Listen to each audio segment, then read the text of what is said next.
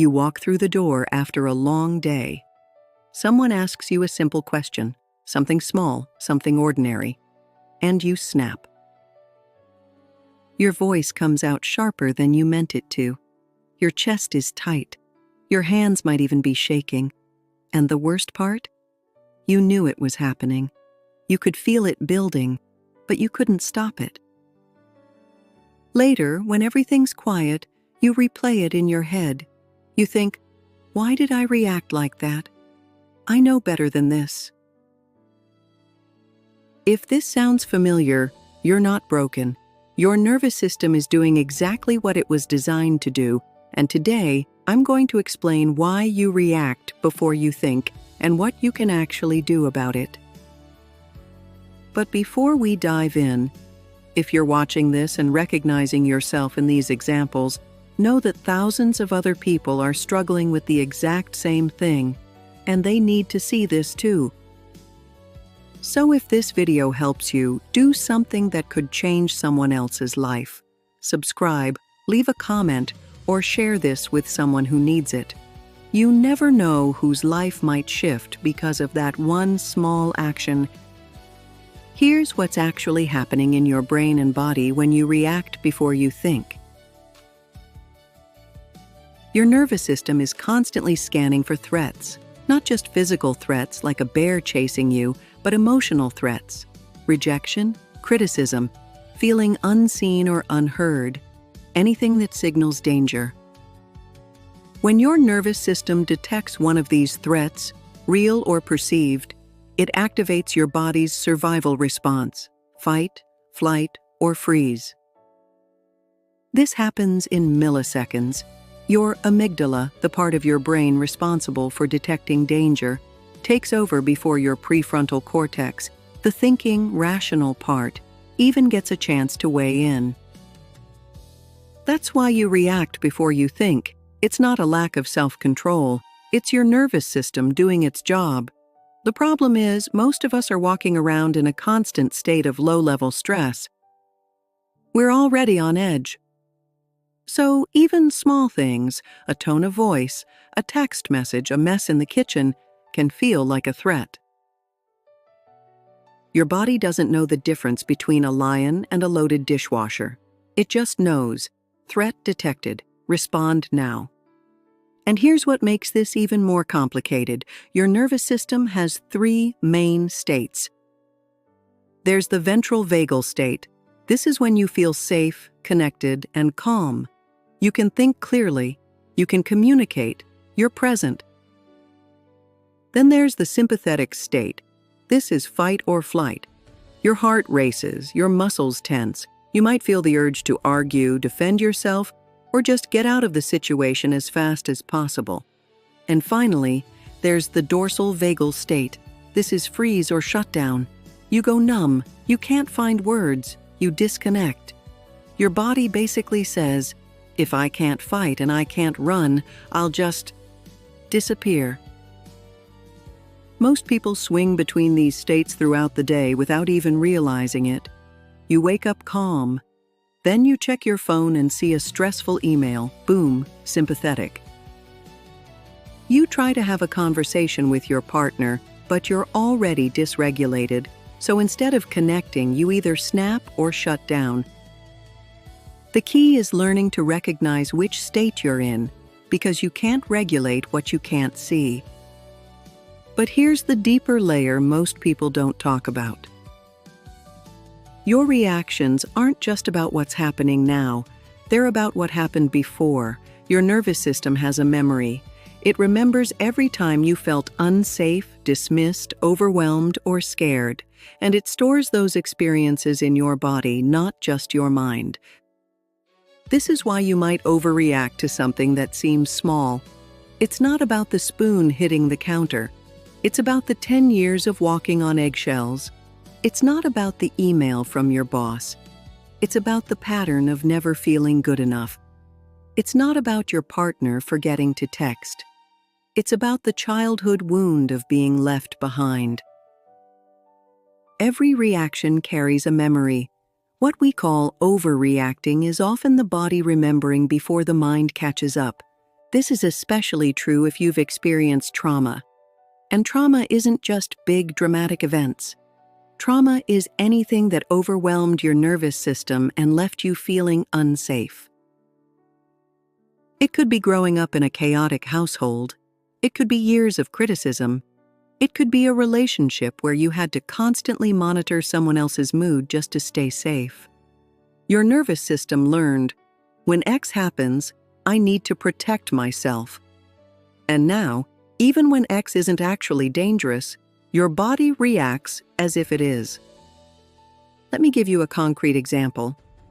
Maybe you grew up in a home where raised voices meant danger. So now, as an adult, when your partner speaks loudly, even if they're just excited about something, your body goes into high alert.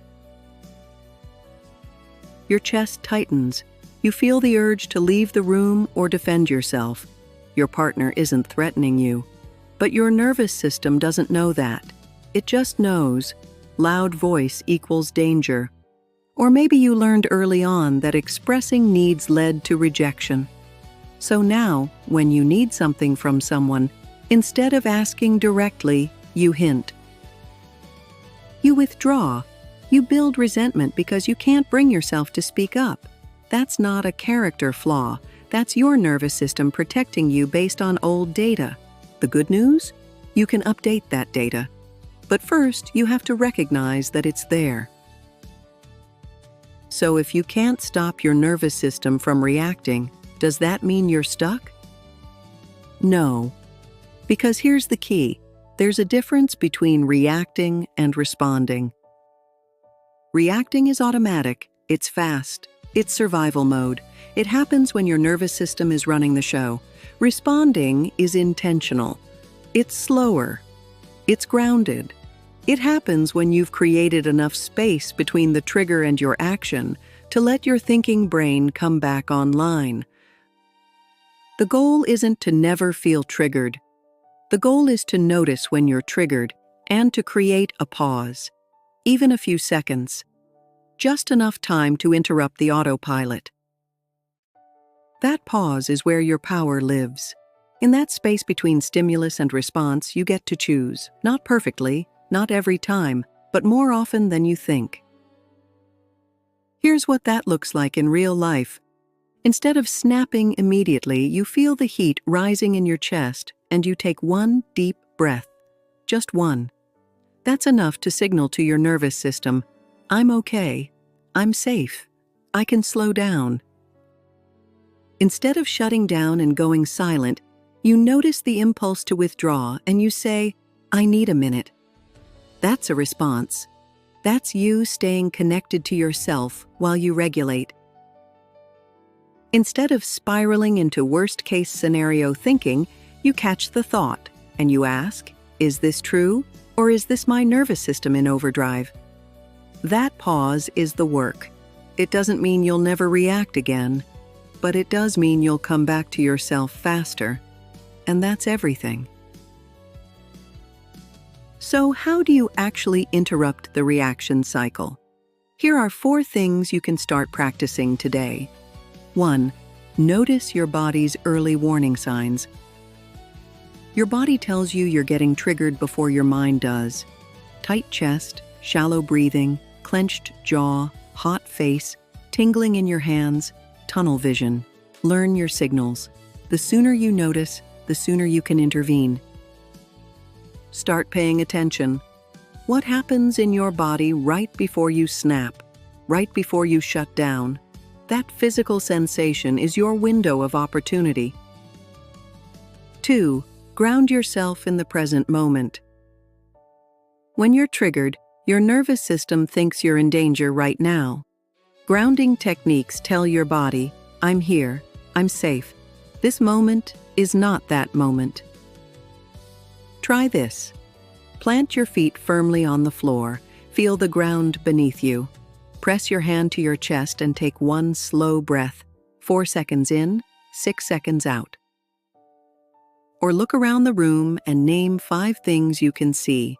Blue pillow, wooden table, coffee mug, window, plant. This simple act brings you back into your body and out of the threat response. 3. Create space before you respond.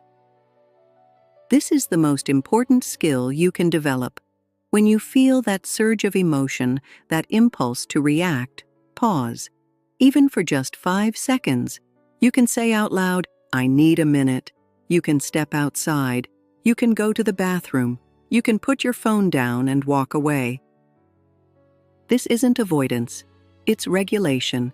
You're giving your prefrontal cortex time to come back online so you can respond instead of react. And 4, extend yourself compassion, not judgment. Every time you react, your first instinct might be to beat yourself up. "I should know better. Why did I do that again?" But shame keeps you stuck. It activates your nervous system even more. Instead, try this. "That was hard. I got triggered. It makes sense given my history. What do I need right now?" Talk to yourself the way you'd talk to a close friend who's struggling, because you deserve that same kindness. This is the practice. Not perfection, but awareness. Not control, but presence. Not fixing yourself, but meeting yourself exactly as you are, with compassion.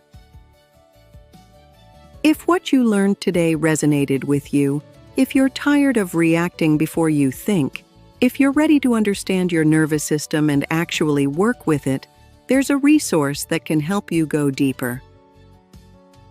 Inner Growth Press has just released a new book called The Day I Stopped Reacting. A practical guide to emotional regulation and building emotional intelligence. It walks you through not just why you react, but how to regulate your emotions in real life. No fluff, no toxic positivity, just honest, practical tools that work. The book launches on November 28, 2025, and you can find it on Amazon, along with other titles from Inner Growth Press on manifestation, shadow work, and attachment healing. The link is in the description below. If this video was helpful, subscribe to Inner Growth Press for weekly content on emotional wellness, nervous system regulation, and personal growth tools that actually work. Hit the bell so you don't miss the next video. And drop a comment. What's one thing that triggers you that you wish you could respond to differently? Let's normalize talking about this. You're not alone in this work. Thanks for watching. See you next time.